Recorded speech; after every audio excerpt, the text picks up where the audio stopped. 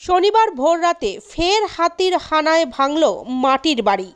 ঝাড়গ্রাম জেলার সাকরাইল ব্লকের সোনাখুলি এলাকায় রাত ভোর তাণ্ডব চালায় দলছুট দাতাল হাতি। ভেঙে ফেলে মাটির বাড়ি সহ সমস্ত জিনিসপত্র, পাশাপাশি চাষের জমিতেও তাণ্ডব চালায়।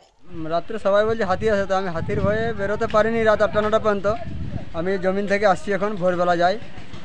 আমার বিভিন্ন রকমের চাষ আছে, কাল্লা আছে, ধান আছে, আবার সরষে আছে। গতকাল রাত্রে কি হলো? গতকাল রাত্রে রাত 2টার সময় নাকি হাতি আসছিল। সবাই নাকি চেল্লামেলা করছে। আমি সারাদিন যে পরিশ্রম হয় আমি ঘুমিয়ে যাই, সকালবেলা উঠে ভোর থেকে উঠে যখন জমিনে যাই দেখছি এদের ঘরটা ভেঙে দিয়েছে। আচ্ছা, আর কি কি ক্ষয়ক্ষতি হয়? ক্ষয়ক্ষতি বলতে ভিতরে কি হয়েছে এখানে পর্যন্ত ঢুকিনি। সকালে ভোর থেকে জমিনে গেছিলি, এইমাত্র আমি আসছি। বাড়ির মধ্যে কে ছিল? বাড়ির মধ্যে একজন বুড়ি থাকে আর একজন তার নাতি থাকে, আর ছেলেপুলেরা সবাই থাকে।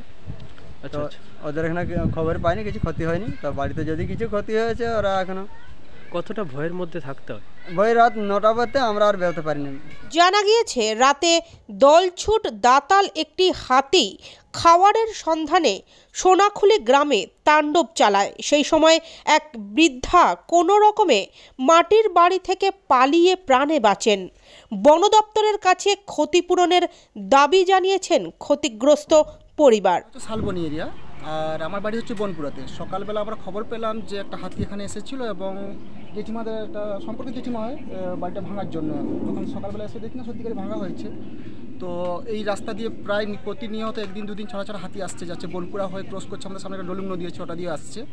তো যখন সকালবেলা শুনলাম যে কারো কিছু ক্ষতি হয়েছে কিনা, আমরা এসে যখন দেখি না কারো কিছু ক্ষতি বিশেষ করে হয়নি, কিন্তু বাড়িতে পুরো এখানে জেঠিমা ঘুমায়, একটু মানে ডিস্টেন্স ছিল না, তো বা হয়তো কোনো মানুষের উপরে একটা অ্যাটাক হতে পারতো, কিন্তু আচ্ছা, আর কি কি ক্ষয়ক্ষতি? ক্ষয়ক্ষতি বলতে চাষের জমির উপর দিয়ে তো যাওয়া আসা করছে, মানে তো চাষের জমিতে ক্ষতি হচ্ছেই।